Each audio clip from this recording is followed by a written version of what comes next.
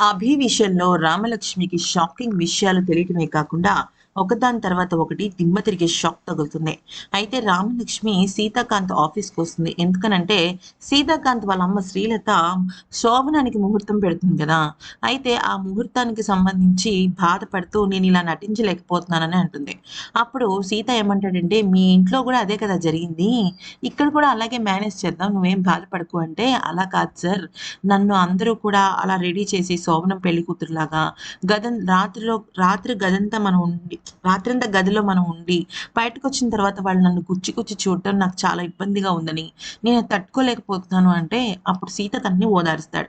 అయితే అభి ఫారెన్‌కి వెళ్ళాడు కాబట్టి నేను కూడా ఫారెన్‌కి వెళ్ళిపోతాను అని అంటే, అభి ఫారెన్‌కి వెళ్ళలేదు అన్న నిజాన్ని చెప్పడంతో ఒక్కసారిగా రామలక్ష్మి షాక్ అయిపోతుంది. ఇదేంటి, అభి ఫారెన్‌కి వెళ్ళలేదా అంటే, వెళ్ళలేదు, తన తల్లికి హెల్త్ ప్రాబ్లమ్ వచ్చిందంట, అందుకనే వెళ్ళలేదు అంటే బాధపడుతుందనమాట సీత. ఆ తర్వాత రామలక్ష్మి అభిని కలిస్తే అభి మాత్రం వాళ్ళ అమ్మకి హెల్త్ బాలేదని చెప్పకుండా, ఎయిర్‌పోర్ట్ దాకా వెళ్ళాను, ఎయిర్‌పోర్ట్ దగ్గర నువ్వు గుర్తొచ్చి నేను ఆగిపోయాను అని అంటాడు.